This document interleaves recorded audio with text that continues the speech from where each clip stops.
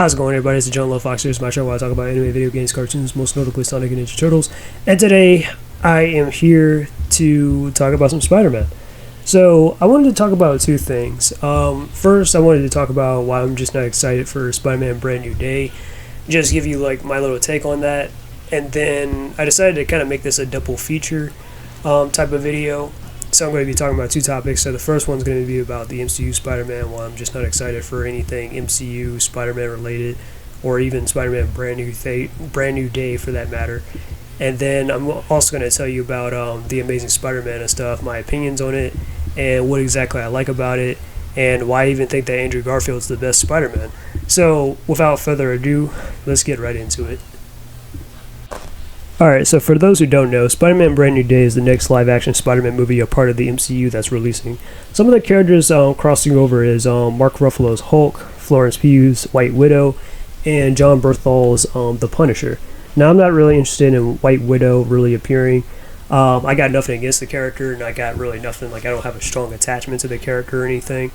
I really feel like they're really trying to push that character hard, ever since they probably realized that it was such a bad idea to kill off Black Widow. But to be honest, as hard as they're really trying to push White Widow and stuff, they probably would have done the same to Black Widow if she was still around, which was a little bit too late at that point. But anyways, but yeah, so it's just like, yeah, it just really seems like they're just trying to use the Spider-Man brand to really elevate White Widow as a character, which I don't really think that's going to work. And then of course you got Hulk and stuff appearing. To my own knowledge, I've never really read too many crossovers with Spider-Man and Hulk and stuff. I have read at least maybe one or so. But to me, I don't really think Hulk and Spider-Man have that close of a relationship like that, or that close of a friendship, unless it's like some kind of kid-friendly kind of cartoon or something like that, like maybe Ultimate Spider-Man and that cartoon Hulk and the Agents of Smash, probably, I guess. But yeah, outside of that, I mean, I don't really think Spider-Man and Hulk are that close. I mean, I think Hulk might know that Peter Parker is Spider-Man, so that's something. But outside of that, yeah. But anyways, and then on top of that, we already know it's Mark Ruffalo. To me, ever since after Age of Ultron, they've kind of watered down the Hulk as a character in general and stuff, where, okay, well, he's kind of a little bit, he's not as strong as he used to be, or he's kind of a joke, he's a big man baby, a man child, whatever. And Mark Ruffalo's Bruce Banner isn't really I don't know. It's just, yeah, yeah. So, yeah, and then also, this also just feels like a just cheap fan service and stuff, just to throw in Hulk to kind of, again, be like, okay, well, we got to follow up after Spider-Man No Way Home, so we got to do something big and something grand, so let's have Hulk cross over with Spider-Man or something like that. Okay, again, it just feels like you're just putting the MCU Spider-Man inside somebody else's shadow, like they already did that with especially Iron Man and then Doctor Strange and stuff, and now we're doing this with another Avenger, so there is that. So, yeah. And then of course there's Punisher, which I think, yeah, okay, Punisher's appearance actually makes the most sense, because he has been an antagonist sometimes to Spider-Man and Daredevil, and I'm pretty sure, for those who don't know, or in case you do know, yeah, Punisher first started inside Spider-Man at first, so yeah, I think that definitely makes sense. And honestly, I would actually like to see, even though I'm not a huge fan of Tom Holland's Spider-Man like that, it would be actually kind of interesting, ever since Daredevil Born Again kind of teased at it, which they probably won't do this. It probably would be a cool idea to see this generational Spider-Man, this generational Daredevil, and this generational Punisher all team up. Got Charlie Cox's Daredevil, you got Tom Holland's Spider-Man, you got Jon Bernthal's Punisher. I'm just saying, and you could probably do something like Marvel's Knights or something like that. But I don't think the MCU is going to do that, even though we're so close to that. But you at least had Tom Holland's Spider-Man, and you had Charlie Cox's Daredevil, both in the same room inside No Way Home, where Matt Murdock was representing Peter Parker in his case, and then also in your Friendly Neighborhood Spider-Man, both characters had kind of appeared in the same room and stuff, where Daredevil was investigating Norman Osborn and Spider-Man tried to stop him or whatever, but got his ass knocked out, laid out, the whole drill. But anyways, then the villains they got is Scorpion and Tombstone. I will say at least we're definitely finally getting some follow up since since Homecoming, where Scorpion was teased in the ending with the post credit scene with him and Michael Keaton's Vulture and all that, and then they never really did anything with that, and then we jumped to like Mysterio, and then we jumped to No Way Home with the Sinister Five. So at least Scorpion's coming back though, but I don't really think Scorpion is going to be much of a challenge against the Hulk of all people, or like, I mean, of course Spider-Man, because Scorpions are stronger than Spider-Man, and Scorpion was kind of created to be more superior than him anyways, but still. But I will admit though that he was a pretty solid villain. And so, even though I don't like that Your Friendly Neighborhood Spider-Man cartoon, I thought that cartoon was probably the worst cartoon of Spider-Man, and I honestly thought that was pretty much ass. I will say Scorpion was a decent villain though, and was one of the better parts, and that is something that the MCU Spider-Man stuff is able to like at least do right, is that the villains are at least engaging compared to like the MCU Spider-Man, where you have Michael Keaton's Vulture. I thought he was pretty solid and all that, and then of course you had Jake Gyllenhaal's Mysterio. I thought he was really good too. But when we got to the No Way Home and stuff, I think the villains in there were represented so poorly and were just so comedic, and I just didn't like it, to be honest. And I will say I also do like the casting as well for Tombstone. He's played by Marvin Jones III. I actually liked him. If you watch Black Lightning, he was the antagonist. He played Tobias Whale and stuff. And Tobias Whale, every time he was on screen, Tobias Whale was hilarious. I always liked villains like that. I always like trash talk and stuff like that. Man, Tobias Whale was hilarious, and yeah, like, in a cool villain too. And then yeah, you got him playing as Tombstone. I'm like, okay, I like that. So I think he can definitely pull it off. I mean, just bring that same kind of energy. Obviously, it's going to be toned down a little bit, with the whole race stuff a little bit, but but I'm definitely that's at least a good casting on that one. So I will say that. But they do seem pretty but like I said, they do seem just pretty small though, so like compared to the Hulk, if he's going to be involved or whatever, or if he's just going to get a small cameo or whatever. But because Tombstone and Scorpion are not going to do anything against the Hulk, let's just be honest. But I have heard that they mentioned Paul is going to be in the movie, and I'm just like, and if that's true, in any capacity, that Paul is going to be like the one of the most recently one of the most hated Spider-Man characters, Paul, who stole Mary Jane from Peter Parker after kidnapping her into another dimension or whatever. If that's true, man, Marvel Studios truly hates Spider-Man. I gotta say that. They really are that cocky to pull such a ballsy thing that, hey, let's put in Paul, but we think we're gonna make success with this movie. We could probably make $1 billion like we did with No Way Home. Alright, if you say so, but I really, no, please do not do that. And I hope that's just a rumor, and it probably is just a rumor, but I'm just saying. And I'm pretty sure that we won't really get much of a follow-up or that much acknowledgement with the symbiote, unless it's towards the end, which is also kind of dumb too, because you also had an opportunity to have Tom Hardy's Venom, even though some people were like mixed about it. But it still would have been cool though to have Tom Hardy's Venom and like Tom Holland's Spider-Man at least interact or something, or them encounter each other. You have a Venom Spider-Man crossover movie. That would have been cool, but I don't know. But he left the symbiote behind, so maybe that might get itself attached to Spider-Man. That's how he gets the symbiote suit or whatever. And maybe if they do another movie in the MCU with Tom Holland's Spider-Man, they'll probably do that. But I just feel like that's a lot of work. But I don't know. But that's probably just something that's on the table. But it's not just these things that it just disinterests me from like watching or being excited in the very least. It's just also like how they just wasted a lot of like Spider-Man's primary villains with alternate versions of like Green Goblin, Dr. Octopus, Venom, Carnage, and so on, with like with like No Way Home and the spin-off Sony movies and stuff, where they honestly could have done so much more better, but it kind of just takes away. Yeah, and then there's also like Kingpin, who's also kind of squandered by the MCU. No thanks to Echo and Hawkeye and Daredevil Born Again. So the only threats that I can really think of, like, because a lot of the A-list villains that Spider-Man usually goes up against, like Green Goblin, Dr. Octopus and stuff, we won't really get much of an MCU version of those characters unless it's inside Your Friendly Neighborhood Spider-Man. But a lot of those characters have just got it wasted because it's like, oh, well, we just saw them inside No Way Home, so what was the point? And those were from other versions of Spider-Man, so it's like, come on. But anyways, the only A-list villains or high-level villains that I can think of that Spider-Man's going to go up against is Mr. Negative and probably the Hobgoblin. That's really about it. Or maybe, like I said, well, or Tombstone. Tombstone's still on the table.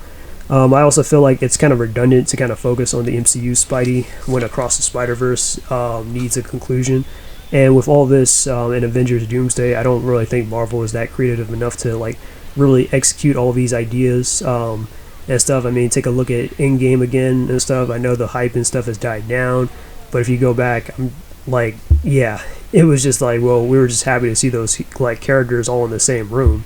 But the story was everywhere, it was rushed, and it was just sloppy and stuff, you know? And that's what it feels like. Yeah, it's just a combination of ideas and stuff jumbled up. And, oh, look, we got you something. That's what it feels like to me. And then on top of that, the streaming Disney shows also feels the same, where like a lot of this stuff is just randomly like rushed or put together. Alright, with all that out the way, I wanted to kind of talk about The Amazing Spider-Man, why I think Andrew Garfield is the best Spider-Man and Peter Parker. I like the Amazing Spider-Man movies for a variety of reasons. Like, I like the conspiracy, the evil corporation, the sci-fi, and the dark tone. Even the characters are like the best movie versions to me than others. While the Tobey Maguire versions are the most iconic, probably because it came first, I think The Amazing Spider-Man kind of gave a lot of those characters more layers. Characters like Peter himself, Gwen Stacy, Uncle Ben, Aunt May, Flash Thompson, Dr. Kirk Connors, Captain Stacy, or even, well, Harry's debatable, but yeah. Now, while Uncle Ben's death has definitely changed around again to kind of give him more of a heroic send-off, trying to do the right thing, Peter should, like, trying to do the right thing that Peter should have done from the start. And before his death, he was more fatherly, hardworking, self-aware, and he's definitely gotten more scenes than any other version of the character and stuff in the movies.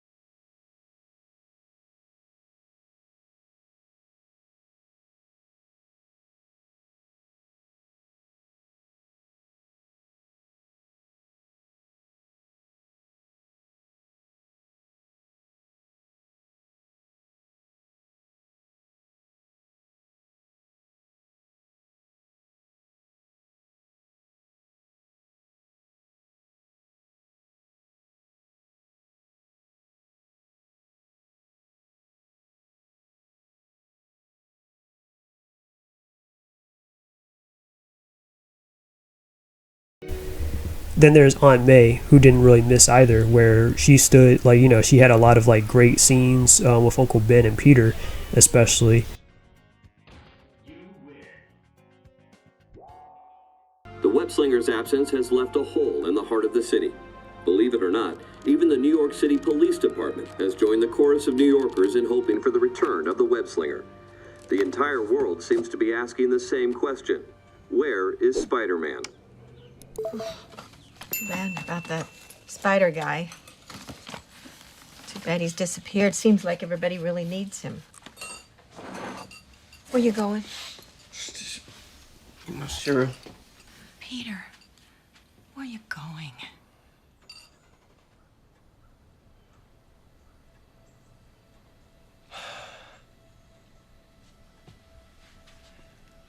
I don't know. You know, it's so funny. I've been trying to clean up around here, get organized, and been putting some of Ben's stuff in boxes, and it's so funny. The heavier the box gets, the lighter I feel. You throwing his stuff away? No, God, no. I couldn't do that. It's part of me. I'm just finding a better place for it. I'm gonna take one last look, and I'm gonna put it where it belongs.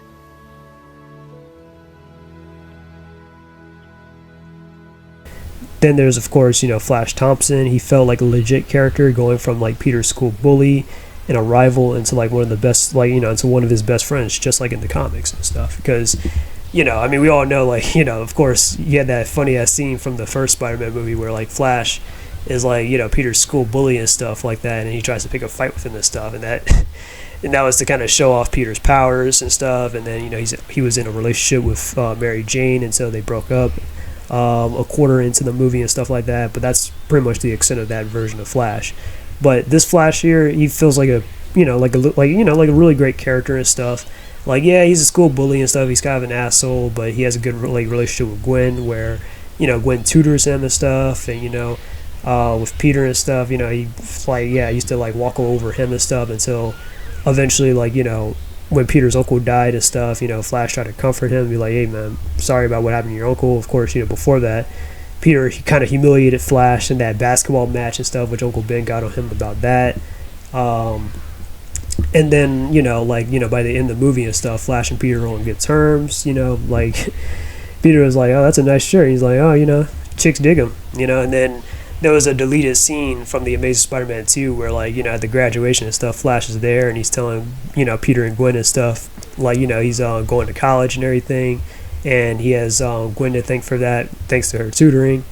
So, yeah, like, that was I think this is honestly, that was the best version of Flash. I mean, that's definitely leagues better than the MCU Flash, where they race swapped him to be Indian and stuff, and then they just kind of made him sort of like, oh, well, he's sort of Peter's bully, but not physically, and then also Flash is smart. What? And then, like, oh, we're gonna, like, oh, he tease him with the blonde hair and everything and make a joke out of that, and he's trying to be Peter's friend. Like, oh god, please stop. But but the Amazing Spider-Man definitely did right by that version of Flash and stuff. And then we have Captain Stacy and Gwen, who both had small roles. Like, they both had appeared inside Spider-Man 3. Captain Stacy, he was kind of in the movie a little briefly. Gwen, she was kind of just there as well for a little bit inside Spider-Man 3, but I think they're both, like, it's, I'm pretty sure we can all agree that they're both objectively better here than they were in there. And one of the things about Spectacular Spider-Man was that they actually kind of made Captain Stacy, George Stacy, they kind of made George into sort of a mentor for both Peter Parker and Spider-Man, where he subtly kind of knew Peter's secret, or it's very heavily implied that, yeah, he knew that Peter was Spider-Man. And there was like moments, if you go back to Spectacular Spider-Man, which I keep missing, like, which I used to miss originally until I went back on it, or until people pointed this out, I was like, oh my god, he actually knew he was Spider-Man, just like in the comics, because George also knew that that Peter was Spider-Man when he was dating Gwen. But in the show, yeah, he knew Peter was Spider-Man and stuff, and was kind of helping Peter, trying to catch Tombstone and stuff like that. He was telling him, you have a lot of reason to fight for your secret identity and stuff. I think Spider-Man is just, he's not just doing this because, oh, he's just, whatever, just doing it for shits and giggles, but he's doing it to protect his loved ones and stuff, because he's got a lot of enemies that are after him and all that, that kind of thing. But yeah, but Captain Stacy, and then, Captain Stacy, but yeah, like I said, he was definitely a good mentor and stuff for, like, Peter and stuff, until Across the Spider-Verse showcased us that that version of George Stacy was killed during a fight where Spider-Man was there. I'm assuming it has something to do with, like, in the comics and stuff, where Peter was probably fighting Dr. Octopus and Captain Stacy accidentally got killed in the crossfire and stuff. So yeah, but anyways, but yeah, so I think this it's the same here and stuff with and it's almost true with this version of George Stacy, where he served as a sort of a conscience for Peter, who was, like, originally motivated by, like, revenge and not obligation and stuff. It's completely different from being a cop to being just a vigilante and stuff. And even in the second movie, where he had, like, almost like he really had no speaking lines, just a flashback and, like, a few scenes here and there where he just pops up or whatever as, like, a sort of a ghost. It kind of echoes as, like, a reminder to Peter's promise that he had made him when he had died, that every time that he was involving Gwen as Spider-Man and stuff like that, which kind of foreshadowed Gwen's death. So I actually did like that from Amazing Spider-Man 2. And then, of course, you have Emma Stone, who is definitely the perfect casting as Gwen, in my opinion, where they definitely took a lot of inspiration from like Ultimate MJ and kind of made Gwen into Peter's high school girlfriend, who kind of helped him out as Spider-Man. Like, because if you know in the comics, in the Earth 616 comics, Gwen wasn't really like Gwen and Mary Jane never went to high school with Peter. Liz Allen did, but they didn't really. But Gwen and Mary Jane never met Peter until they hit college age and stuff. In the Ultimate Comics, it's a little bit different, where Peter and MJ kind of knew each other and stuff since probably when they were like kids, and then they went to high school together, and Gwen also started going to the same high school, but this version of Gwen, though, they definitely made her into a good high school sweetheart for Peter and stuff. But I think she was definitely great. I definitely liked, I think one of her best moments is that graduation speech that she had easily, that's easily one of Gwen's best moments from the Amazing Spider-Man series, which really hit me pretty hard, when I first heard it. And I still go back sometimes to definitely listen to that speech and stuff, because that movie actually came out 3 years before my own graduation, so it definitely resonated with me a lot, just hearing that where I was a teenager and I'm hearing, this is what it's going to be like when I graduate from high school and stuff. So I definitely like that.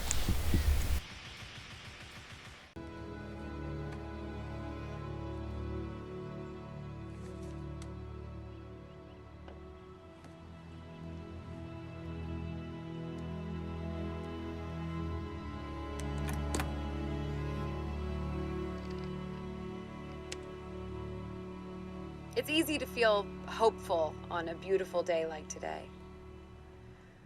But there will be dark days ahead of us too. There will be days where you feel all alone. And that's when hope is needed most. No matter how buried it gets, or how lost you feel, you must promise me that you will hold on to hope. Keep it alive. We have to be greater than what we suffer. My wish for you is to become hope. People need that. And even if we fail, what better way is there to live? As we look around here today at all of the people who helped make us who we are, I know it feels like we're saying goodbye, but we will carry a piece of each other into everything that we do next, to remind us of who we are and of who we're meant to be. I've had a great 4 years with you. I'll miss you all very much. So why do I like this Spider-Man the most? It's because of, he's written to be more charismatic, he's more intelligent, he's kind of discovering himself, the legacy his parents kind of left behind.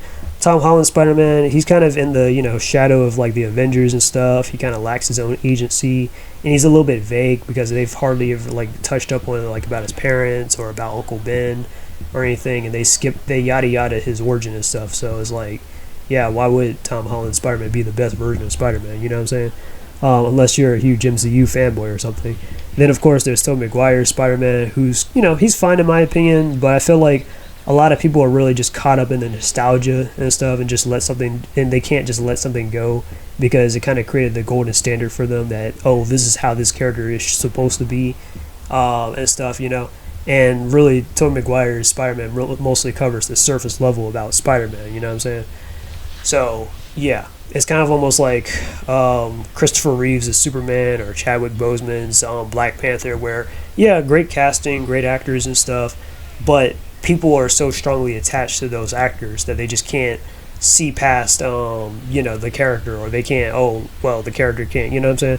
And it's the same thing with a little bit with Tobey Maguire's Spider-Man and stuff. So that's why people were definitely shocked and surprised when Andrew Garfield's Spider-Man stood out the most compared to Tom Holland's Spider-Man and Tobey Maguire's Spider-Man on No Way Home. Because I remember when that movie came out and stuff, a lot of people were saying, I was a lot more impressed by Andrew Garfield's Spider-Man than even Tobey Maguire's. Yeah, because Andrew Garfield was a better actor, and he was a better Spider-Man in my opinion, Of course, most people were definitely saying William Dafoe stole the show, which, William Dafoe, I'm not gonna lie, his Green Goblin definitely did steal the show, and was the best part, definitely the best part and the best actor in that No Way Home movie. But second to that, I was hearing, a lot of people were talking about Andrew Garfield, and hell, people even wanted more, kind of wanted a sequel to Andrew Garfield after No Way Home, which, that could be on the table, that should be on the table, honestly. Yeah, I get, Andrew Garfield's, in his 40s now, but honestly, who cares? Andrew Garfield can probably still pass for being Spider-Man, in his late 20s or maybe early 30s. Spider-Man isn't really a teenager anymore, as people kind of have him, have it in their heads that he is. He's not a teenager, You can definitely have an adult Spider-Man. But that's just me.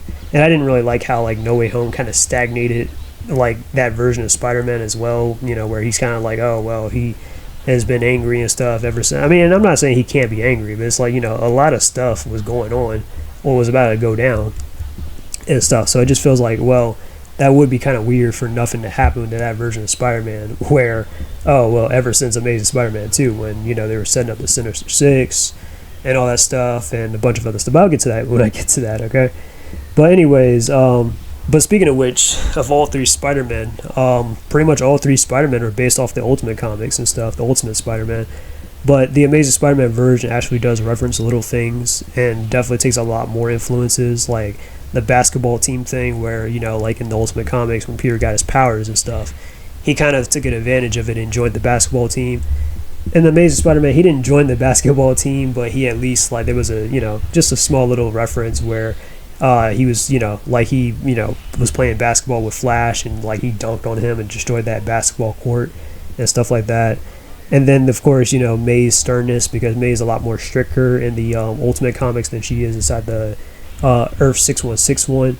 So May was kind of a little bit more of a, sort of a hard ass in this movie. I mean, in the first movie and stuff. I mean, at least after Uncle Ben's death, she started to be a little bit more stern with Peter and stuff because, she needed to kind of discipline, take up, being a single parent now and had to take care of the household and all that stuff. It's a lot.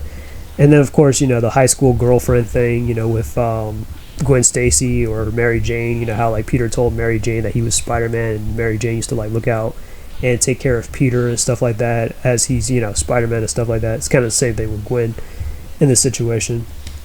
And then, of course, most notably, the plot line about Peter's parents being scientists and being on the run. Because in the Ultimate Comics, Peter's parents, they had changed the symbiote's origin, where the symbiote is actually supposed to be a cure for cancer and stuff. But pretty much, and it was created by Peter and Eddie Brock's parents, who were all scientists and stuff like that. But Bolivar Trask, and if you know Bolivar Trask from the X-Men, he's actually the creator of the Sentinels. Bolivar Trask caught onto it, and he wanted to weaponize the symbiote, which Peter and Eddie's parents didn't exactly approve of. So they tried to flee the country, so they left their children a little bit behind so they wouldn't get caught up in it. And then, they got killed in an airplane and stuff. It's kind of a little bit mentioned inside Spectacular Spider-Man, the cartoon, that, that's the story there. And if you played the Ultimate Spider-Man video game, this pretty much covers that entire thing of what I just said. But anyways, but they changed it here inside the Amazing Spider-Man, where basically Peter's parents used to be partners with Dr. Connors, and they also had this whole rivalry thing with the Osborn family and stuff like that, where they worked for Norman Osborn. But Norman Osborn was abusing their research and stuff, and was trying to sell it to people overseas and treason and all that other stuff, and pretty much put the blame on Peter's parents, but they got killed for it. To kind of cover things up inside that airplane crash and all that. So, yeah. And also they're kind of the whole Osborn stuff. What I liked about that was I liked how Oscorp is kind of the linchpin or the reasoning how everybody got their powers, like Peter or his villains and stuff. And also the reason why Peter didn't exactly go crazy like Dr. Connors or Harry is because, the cross-species research was actually meant for Peter himself, was at least, it works only on anyone that's of, blood related to Richard Parker. So that's why Peter didn't go crazy. But Dr. Connors, he kind of lost it or whatever, and Harry, that's why Peter was trying to avoid giving his own blood to Harry because it can probably make him crazy, which, Harry sought other means, and we know how that turned out. And despite the overcomplication of the Amazing Spider-Man 2, I know it's very convoluted. I know a lot of people don't really like Amazing Spider-Man 2, but I would have definitely loved to see like where that subplot had went with the Sinister Six stuff, or where all that other stuff about the Parkers and the Osborns and stuff like that, because I think that would have been like very interesting to me. Even like the stuff about the villains getting their powers and stuff like that from like other villains is also kind of like the same thing that happened inside Spectacular Spider-Man, where Tombstone was literally going around creating super villains for Spider-Man to deal with and stuff like that. And then the Amazing Spider-Man, they were kind of setting up that, oh well, we're going to give these people their abilities and powers and stuff, kind of like what they did with Rhino and Harry and all that. So yeah, I'm just saying, like, I would have really have loved to see how all that stuff had like played out. That's definitely a lot more interesting than a lot of the stuff that they're just doing right now, where they're just throwing stuff at the wall and trying to see what sticks. But those are just my personal opinions. That's what I liked about the Amazing Spider-Man movies and stuff like that. And what I'm just not really feeling the MCU Spider-Man, but the MCU Spider-Man and the Sony movies kind of like killed off whatever kind of momentum that I want to really just see of Spider-Man. So I'm not really interested in seeing Spider-Man versus anything.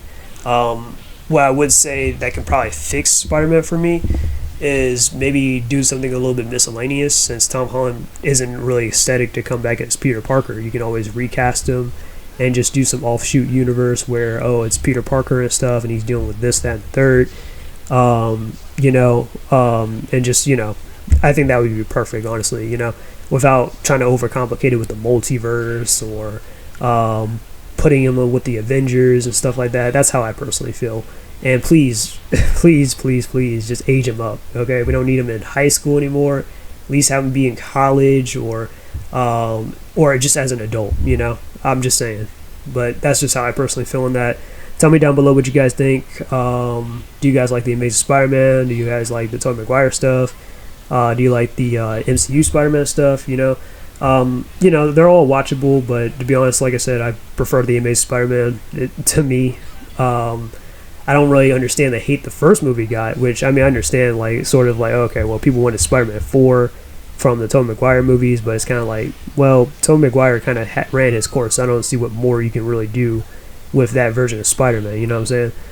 So I guess, like, I get it's a little bit hard to kind of accept something new or a new reboot or something, but the first movie was pretty solid in my opinion. I don't know what people have against that. Second movie, I can understand, but I think they had a lot of great scenes for it and stuff like that. So yeah, but I definitely have a good, like, a strong attachment to the Amazing Spider-Man movies, more so than I do with the and trust me, I've seen like all these movies in theaters and stuff. Okay, ever since I was like a little kid, I've seen this. I grew up with the Sam Raimi movies. I grew up with the Mark Webb movies, and I grew up with the MCU stuff, or not grew up, but like I saw that. So I'm just saying, like, trust me, I know. Okay, and I'm choosing the Mark Webb, the Amazing Spider-Man movies more so than the other, two Spider-Men. So that's how I personally feel. But tell me down below what you guys think. This is Joe Fox, and I'm out. Peace, and until we meet again.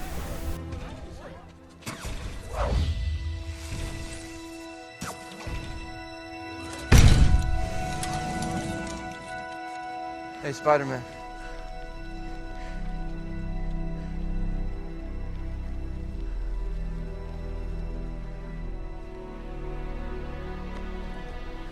I knew you'd come back. Yeah, thanks for stepping up for me. You're the bravest kid I've ever seen. I'm gonna take care of this chick. You go take care of your mom, okay? All right, get out of here. Go. Go.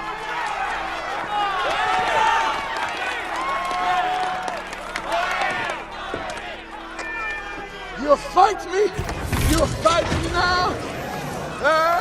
On behalf of the fine people of New York City and real rhinos everywhere, I ask you to put your mechanized paws in the air. Never! I crush so I kill you. I destroy you. You want me to come down there so you can kill me? Yes! I'll be right there. There's no place like home.